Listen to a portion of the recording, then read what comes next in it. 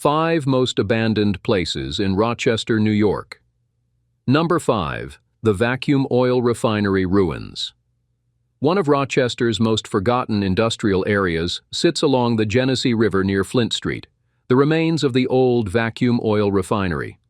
The Vacuum Oil Company was founded in Rochester in 1866 and became a major producer of lubricating oils used in early machinery and engines. Over time, the company expanded into a massive refinery complex with warehouses, storage tanks, rail connections, and oil processing facilities spread across dozens of acres.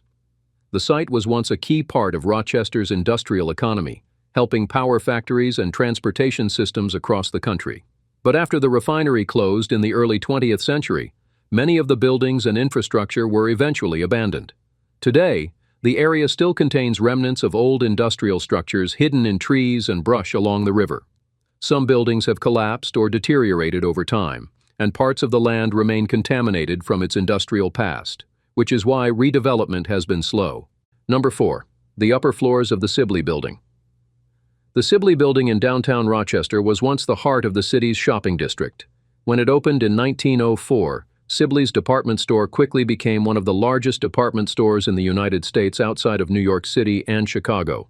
For decades, thousands of people visited the building every day to shop for clothing, furniture, and household goods.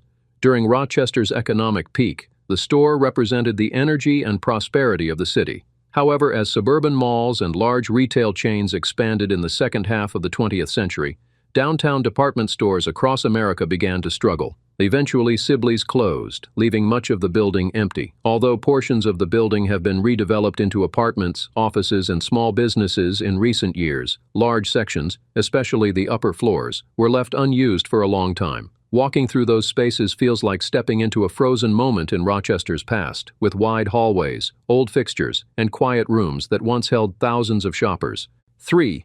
Abandoned factories. Along the Genesee River. Along the banks of the Genesee River, you can still find the remains of Rochester's once massive manufacturing industry. During the late 19th and early 20th centuries, the river corridor was filled with factories, warehouses, mills, and industrial plants. Companies like Kodak, Bausch, and Lum, and many smaller manufacturers built huge facilities near the river because it provided transportation routes and power for machinery. Thousands of workers depended on these factories, and the area was once one of the most productive industrial zones in the region. Over time, however, many of these companies downsized, relocated, or shut down entirely. When that happened, large brick factory buildings were left behind. Some have been demolished or redeveloped, but others remain partially abandoned, slowly deteriorating along the riverfront. Their towering walls, broken windows, and rusted machinery serve as a powerful reminder of Rochester's industrial rise and decline. 2. Rochester Psychiatric Center, old buildings. The Rochester Psychiatric Center has a long and complicated history that goes back to the late 19th century. Originally known as Rochester State Hospital, the facility opened in 1891 and was part of a nationwide effort to build large institutions for treating mental illness. Over time, the hospital expanded into a large campus with multiple wards, administrative buildings, treatment areas, and residential housing for staff. For many decades, thousands of patients passed through the institution. As mental health treatment changed during the late 20th century, the model of huge psychiatric institutions began to disappear. Newer treatment methods focused more on community-based care rather than large hospitals. As a result, many of the original buildings at the Rochester Psychiatric Center were closed or replaced with modern facilities. Today, the Psychiatric Center still operates, but some of the older structures remain unused or abandoned. These empty buildings have become a haunting reminder of how mental health care has evolved over time. Number 1. The Rochester Subway. The most famous abandoned place in Rochester is the city's forgotten subway system. The Rochester Industrial and Rapid Transit Railway, commonly called the Rochester Subway, opened in 1927 and ran through the old bed of the Erie Canal beneath parts of the city.